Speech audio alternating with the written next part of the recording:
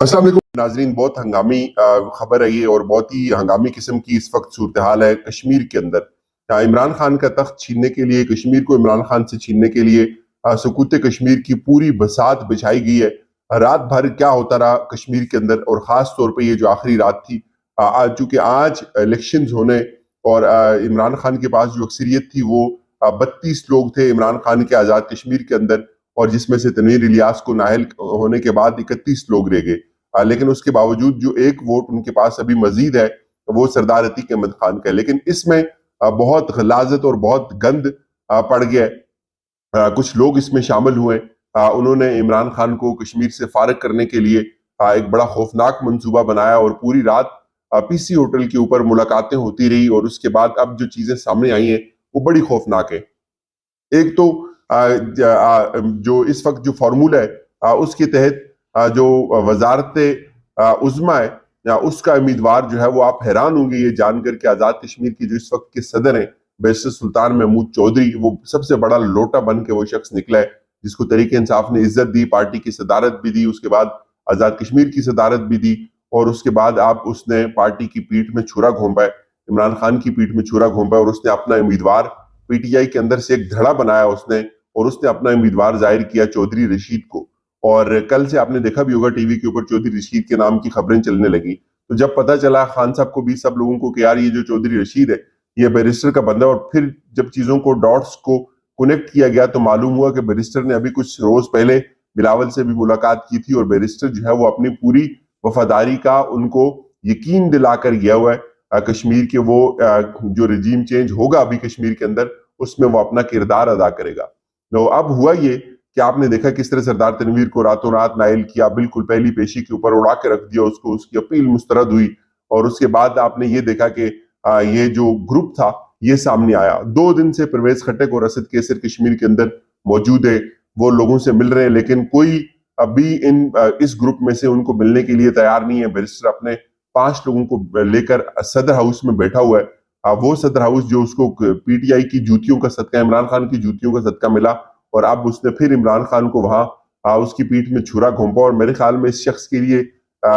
इससे बड़ा लानती से बड़ा कोई लफ्ज होना, कोई बड़ा लफ्ज हो तो वो भी कम है कि इस उम्र में आके इसने गद्दारी की है तहरीक इंसाफ के साथ और कश्मीर के साथ। इसने अपने जो 5 बंदे उनको लेके ये अलग हो गया, और बड़ी अफरा तफरी रही कश्मीर में पिछले 2 दिन, जब से असद कैसर वहां मौजूद है परवेज खट्टक, उनको इन्होंने बड़ा टफ टाइम दिया, ब्लैकमेलिंग की कि हमारा बंदा उम्मीदवार लेके आओ। जब डॉट्स को कनेक्ट किया तो पता चला जो इनका बंदा होगा जिसको पीटीआई की वोट पड़ेंगे, एक्चुअली वो पीडीएम का बंदा होगा। तो रात को जाकर फिर ये सारी जब चूंकि जाहिर है कोरम पूरा नहीं हो रहा था, तहरीक इंसाफ इजलास नहीं बुला रही थी इंतखाब के लिए, फिर ये तय हुआ इमरान खान साहब खिताब करेंगे। रात 11 बजे दोबारा इजलास हुआ पीसी होटल के अंदर। तो उसमें जब इन्होंने अपने बंदे पूरे किए तो इनके पास होने चाहिए थे उसूली तौर के ऊपर 31 लोग। तो पता चला भाई इनके पास तो 31 लोग नहीं है, इनके पास तो 27 लोग हैं, और 27 लोग भी इस तरह से बने कि आप ये देखें कि जिस तरह पाकिस्तान के अंदर जो है वो सेनेट है, इस तरह वहां कश्मीर कौंसिल है। कश्मीर कौंसिल का इंतखाब भी एक मखसूस टाइम के बाद होता है, और कुछ मेंबर्स वहां मुंतखब होते हैं। तो कश्मीर कौंसिल के एक मेंबर का इंतखाब था, उसमें तहरीक इंसाफ को 31 के 31 वोट पड़ने चाहिए थे, लेकिन तहरीक इंसाफ को वहां पड़ते हैं जाकर 27 वोट। और जो पीडीएम है, जो पीडीएम के अपने वोट्स हैं कुल वो हैं 20,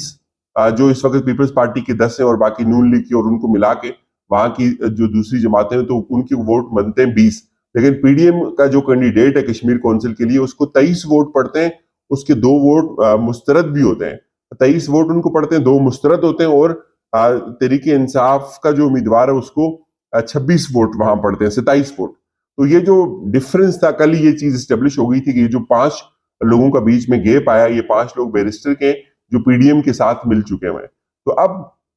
रात को जब इजलास दोबारा हुआ तो वहां ये चीज सामने आई कि तहरीक इंसाफ के जो 5 लोग हैं वो दोबारा आज इस इजलास का हिस्सा नहीं बने, बैरिस्टर अपने बंदे लेकर बैठ गए। और अब जो फार्मूला ये है कि बैरिस्टर जो है वो उसने पीडीएम को अपनी वफा की यकीन दहानी करवा दी है। ये 5 लोग जो है वो वहां उसने बेचे, और वहां का जो स्पीकर है जो अनवारुल हक, वो बड़ा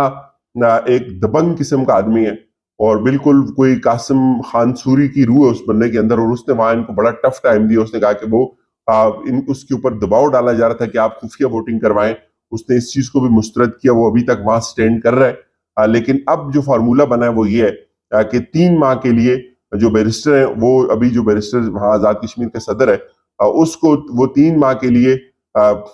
3 ماہ تک اس کا جو امیدوار ہے، چونکہ اس کو پی ڈی ایم کی بھی حمایت اب حاصل ہوگی، اور تو اس نے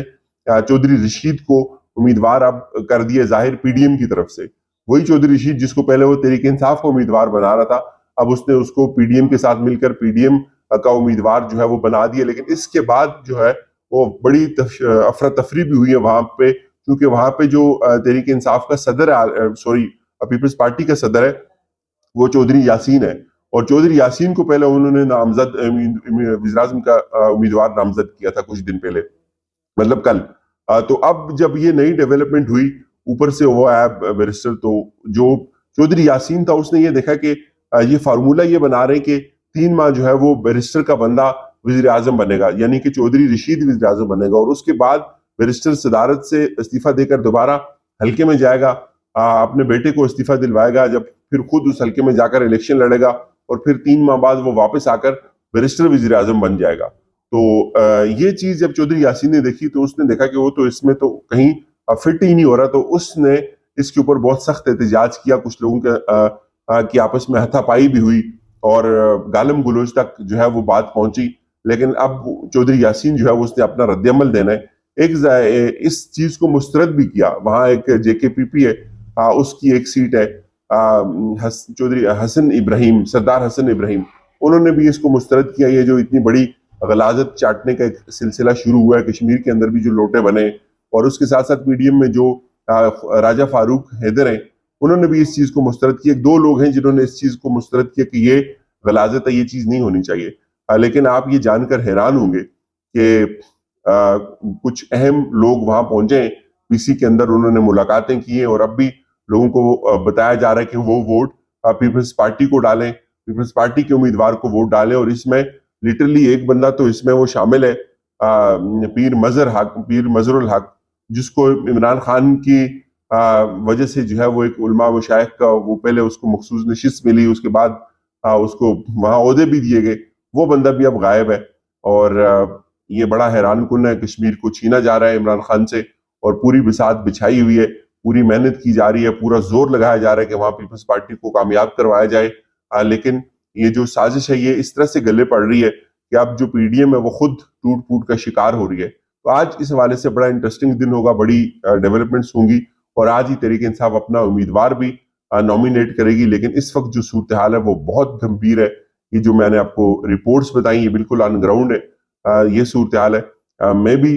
صورتحال چینج ہو جائے، چونکہ خان صاحب نے ان سے آج پھر خطاب کرنا ہے۔ اجازت دیجیے، اپنا خیال رکھیے گا، خدا حافظ۔